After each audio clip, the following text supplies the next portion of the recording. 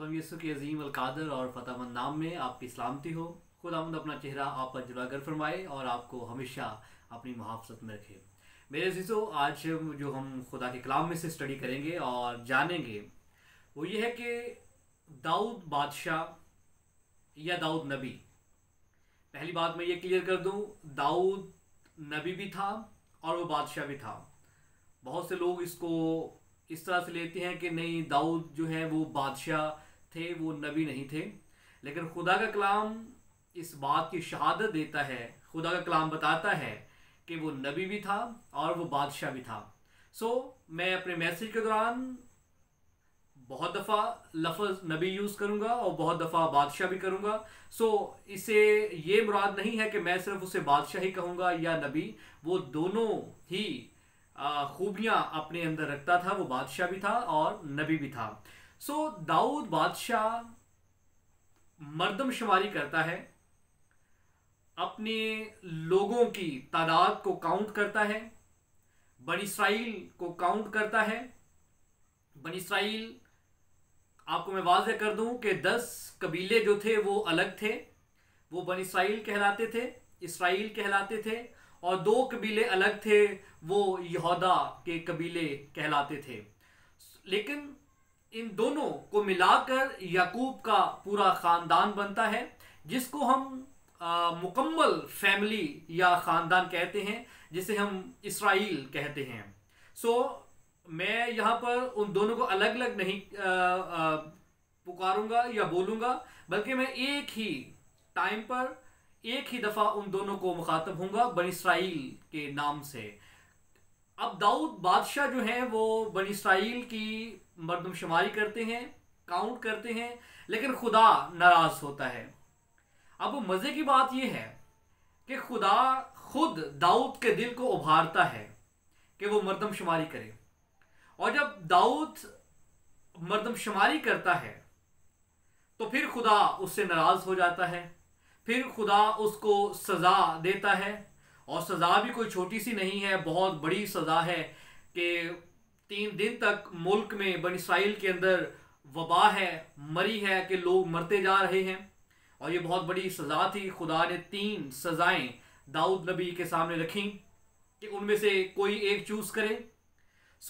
आज हम इस पैसेज को देखेंगे जिसमें हो सकता है कि आप कंफ्यूज हो जाएं, या आपने कभी पढ़ा हो तो आपका जहन कंफ्यूज हुआ हो कि ये क्या है। खुदा खुद दाऊद के दिल को उबार रहा है और फिर खुदा सजा दे रहा है। ये क्या समझ से बात जो है वो बाहर है। लेकिन मेरे अजीजों, खुदा का रूह जब भी उसे इजाज़त दें वो गाइड करता है। जब भी खुदा से पूछें, खुदा से मांगे, खुदा बताता है। ऐसा कभी हो नहीं सकता कि खुदा खुद कहे और उस पर जब अमल किया जाए और फिर खुदा सजा भी दे। ऐसा नहीं होता, बल्कि खुदा जो कहता है, जब हम उसके मुताबिक अमल करते हैं तो खुदा बरकत देता है, खुदा खुश होता है। लेकिन यहाँ पर थोड़ा सा बड़ा अजीब सा है कि खुदा खुद दाऊद के दिल को उभारता है और जब दाऊद बादशाह उसके मुताबिक अमल करता है तो फिर खुदा नाराज़ हो जाता है। और खुदा अपने नबी को, जो उस टाइम का नबी जाद है, उसको अपने बंदा दाऊद के पास भेजता है कि मैं 3 सज़ाएं आपके सामने रखता हूँ, उनमें से जो मर्जी आप चूज़ कर लो, इंतखाब करो कि आप कौन सी सज़ा लेंगे। आज हम इस कन्फ्यूजन को हम दूर करेंगे और हम खुदा के कलाम में से स्टडी करेंगे और जानेंगे क्या वजह है कि खुदा दाऊद से नाराज़ होता है और दाऊद को सज़ा मिलती है।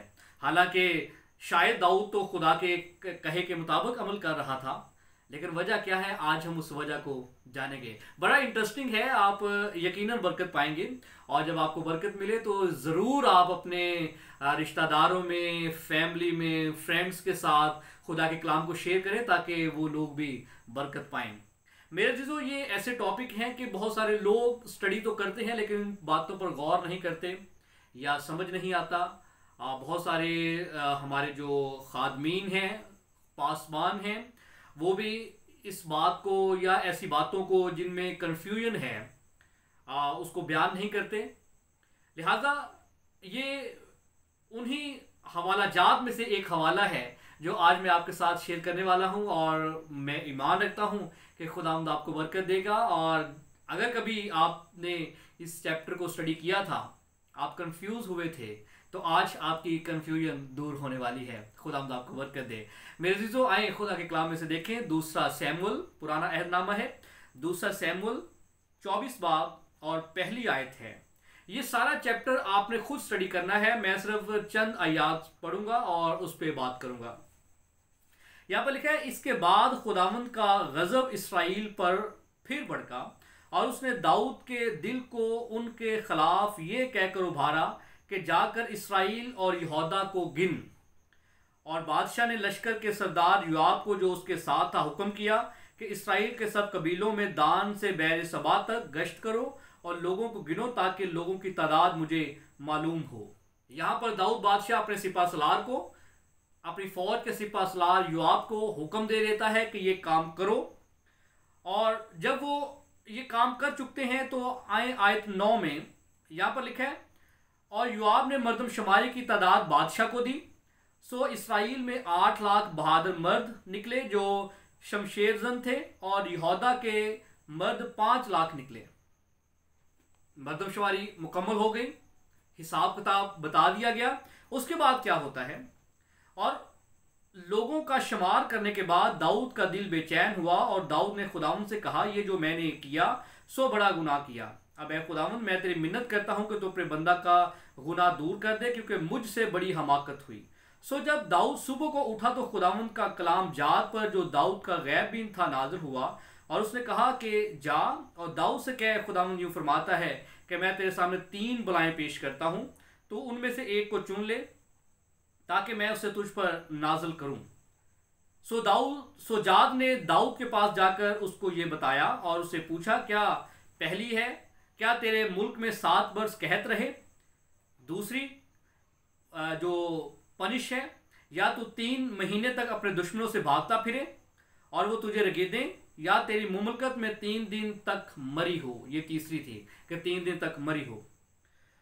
तू सोच ले और गौर कर ले कि मैं उसे जिसने मुझे भेजा है क्या जवाब दूं। दाऊद ने जाद से कहा, मैं बड़े सिकंजा में हूं, हम खुदावंद के हाथ में पड़े, क्योंकि उसकी रहमतें अजीम हैं, पर मैं इंसान के हाथ में ना पड़ूं। खुदावंद के अजीम कलाम पर उसकी बरकत हो। मेरे अजीजों, यहां पर हम देखते हैं कि लिखा है कि खुदा ने दाऊद के दिल को उभारा कि वो बनी इसराइल का शुमार करे, वो मर्दमशुमारी करे।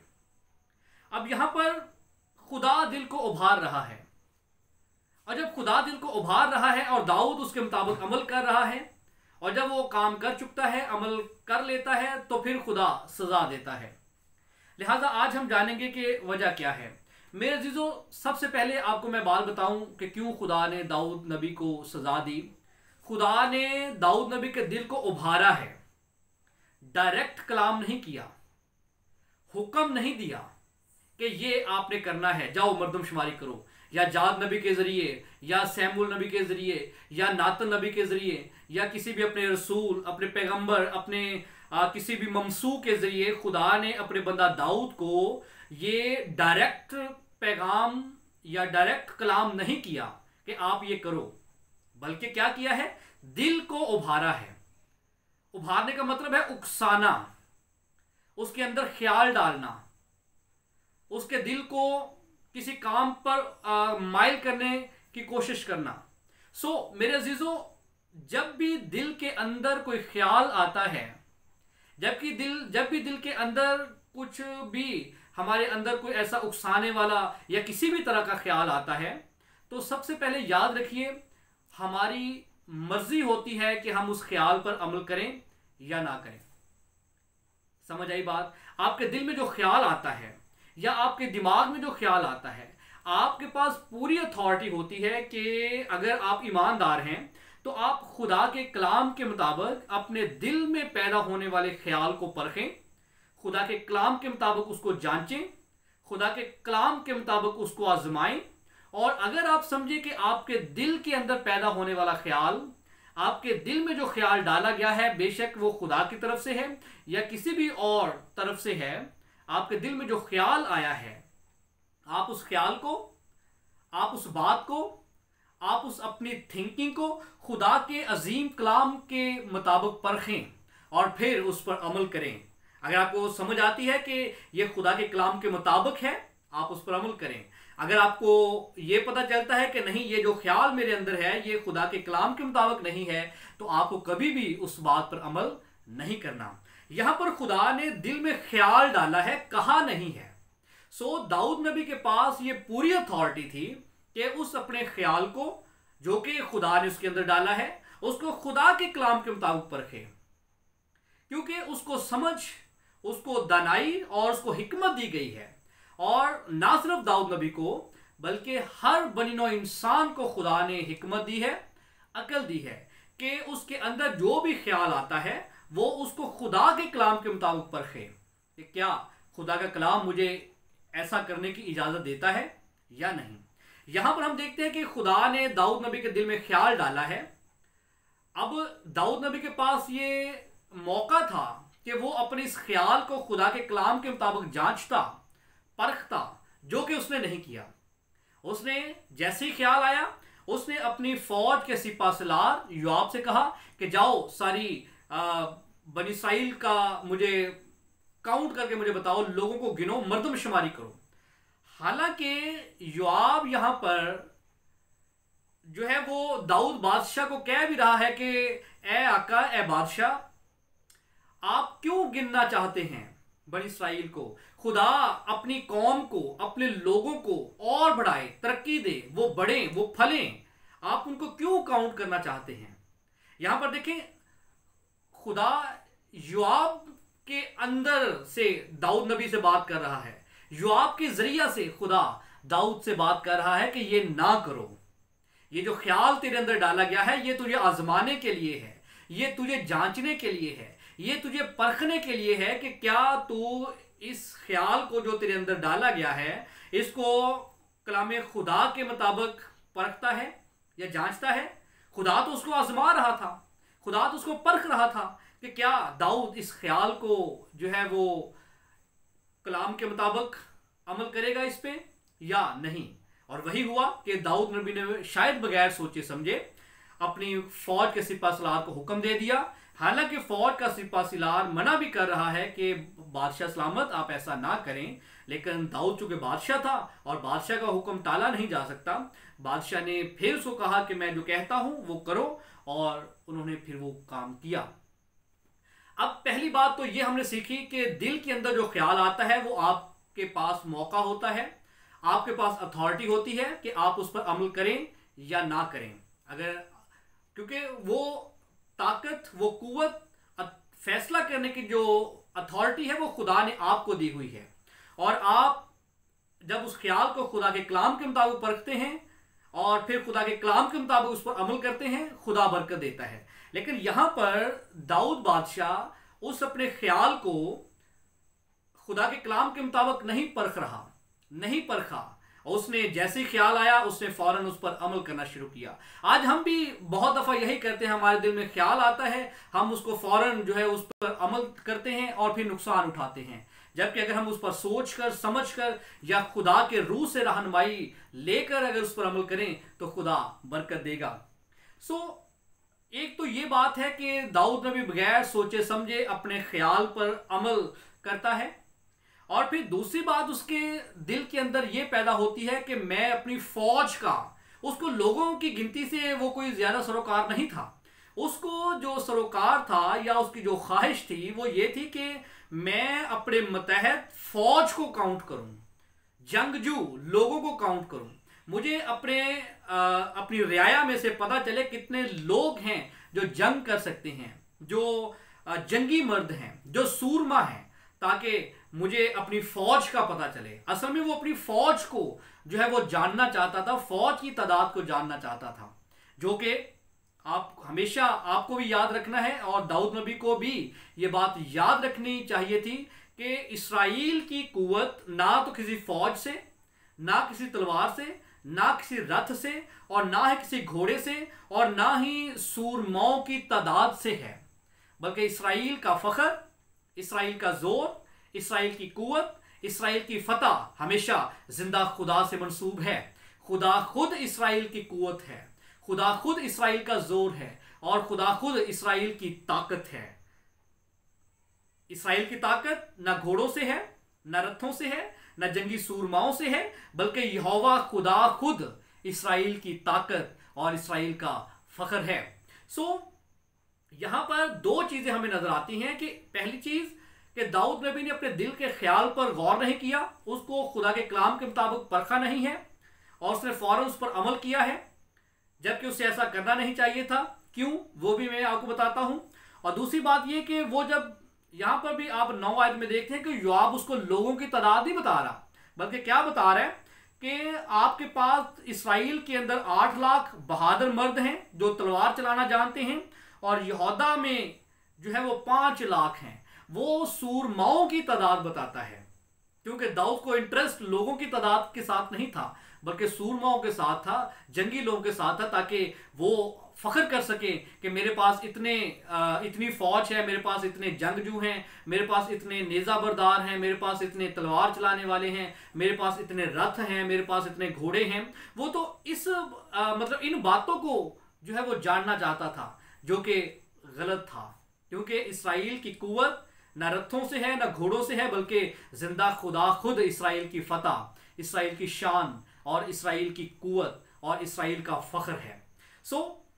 दाऊद नबी यहां पर यह गलती करता है जिसकी वजह से खुदा उसके साथ नाराज होता है।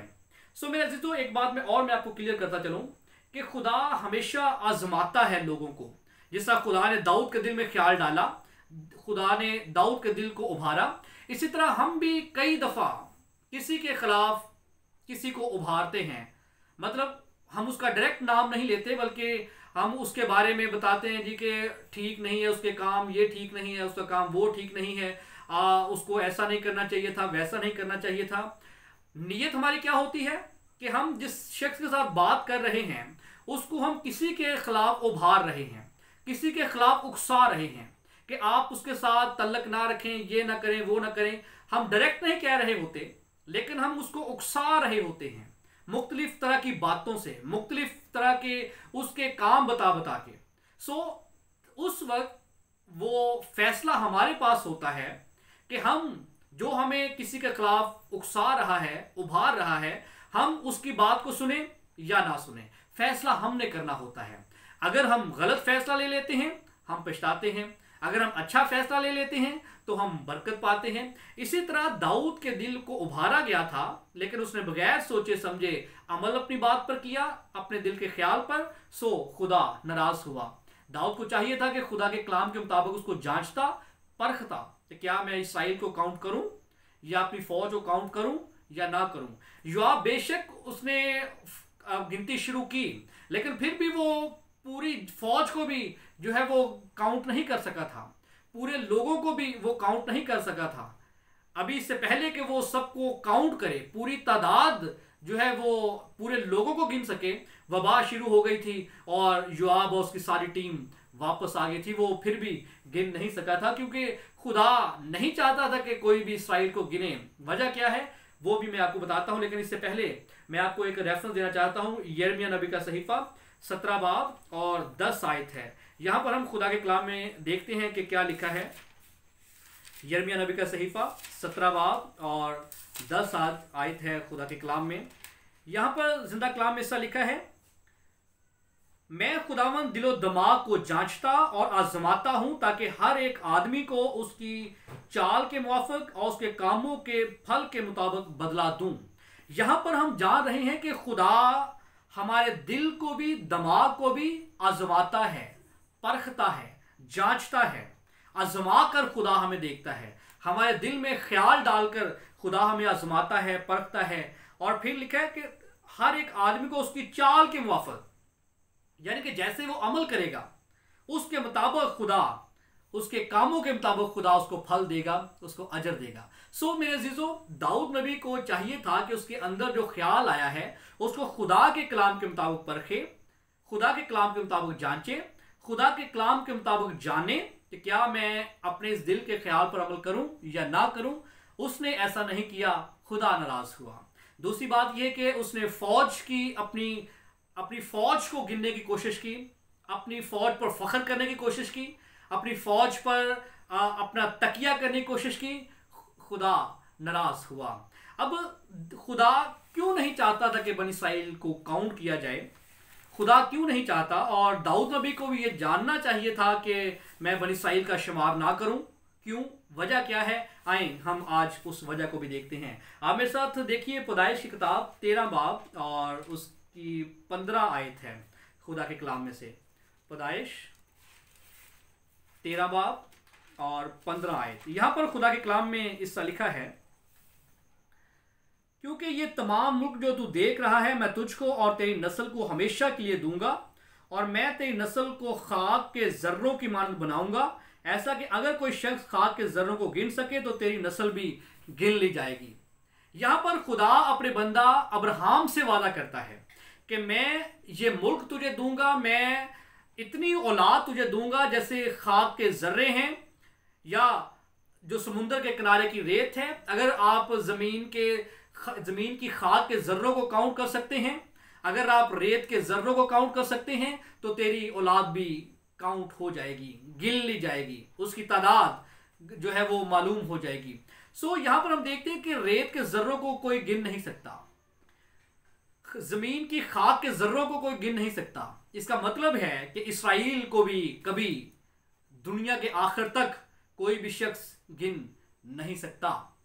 इसराइल की जो फौज है, इसराइल की के जो लोग हैं, जो पॉपुलेशन है, उसको भी कोई काउंट नहीं कर सकता। सो खुदा ने ये अपने बंदा अब्राहम के साथ वादा किया हुआ है कि तेरी नस्ल को कोई गिन नहीं सकता। सो यही गलती दाऊद नबी करते हैं कि वो अपने ख्याल को खुदा के कलाम के मुताबिक नहीं जांचते कि खुदा ने तो अपने बंदा अब्राहम से वादा किया हुआ कि कोई जो है वो बनी इस्राइल को कोई गिन नहीं सकता, तो मैं क्यों गिन रहा हूं। उसको चाहिए था कि वो सोचता समझता, ताकि वो काम ना करता जो खुदा को पसंद नहीं है। एक और रेफरेंस आप देखें पैदाइश 15 बाब और उसकी 5 आयत में। यहां पर खुदा क्या कहता है, और वो उसको बाहर ले गया, यानी कि खुदा अब्राहम को बाहर ले गया और कहा कि अब आसमान की तरफ नजर कर, और अगर तू सितारों को गिन सकता है तो गिन।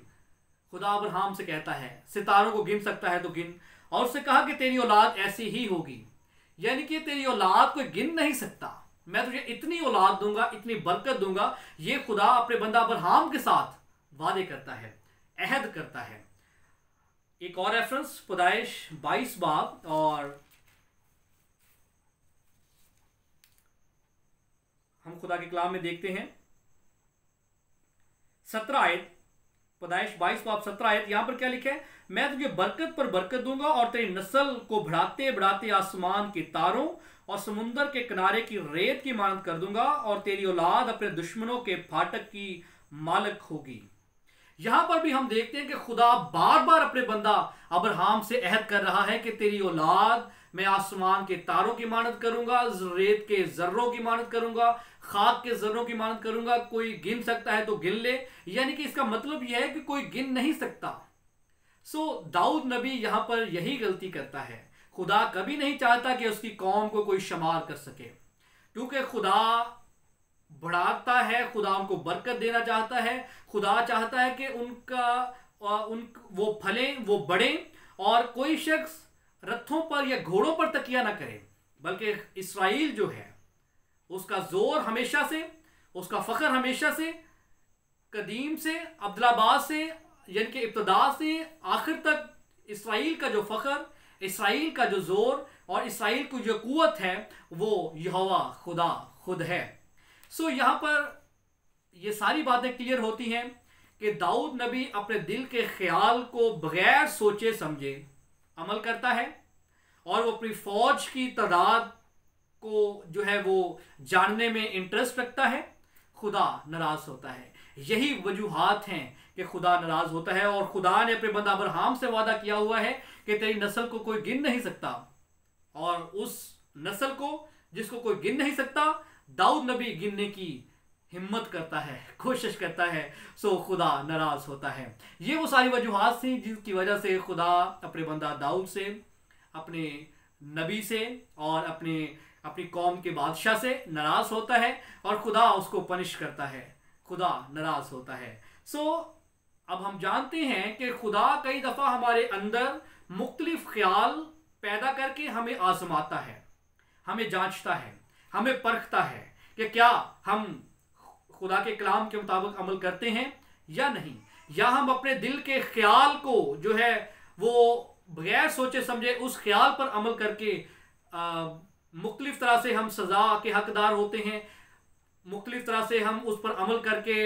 नुकसान उठाते हैं या हम बरकत पाते हैं। लिहाजा जब भी आपके दिल के अंदर कोई ख्याल आए, आपके पास पूरी अथॉरिटी है कि आप उसको खुदा के कलाम के मुताबिक जांचें। बहुत दफ़ा अबलीस हमें आजमाता है, अबलीस हमें जांचता है और खुदा अबलीस को इजाज़त देता है कि आप भी परख लें। अबलीस भी ईमानदार को परखता है, जांचता है, आजमाता है। खुदा भी आजमाता है। कई दफ़ा खुदा अबलीस को कहता है कि आप साइड पे हो जाओ, आपका कोई काम नहीं है, मैं खुद अपने बंदा को चेक करूंगा। और फिर खुदा आजमाता है, खुदा का कलाम बताता है। लिहाजा जब भी हमारे अंदर कोई ख्याल पैदा हो तो हमें चाहिए कि उसको खुदा के कलाम के मुताबिक जांचें, खुदा के कलाम के मुताबिक परखें और फिर उस पर अमल करें। यकीनन खुदा बरकत देगा। खुदावंद आप सबको कसरत से बरकत दे। God bless you.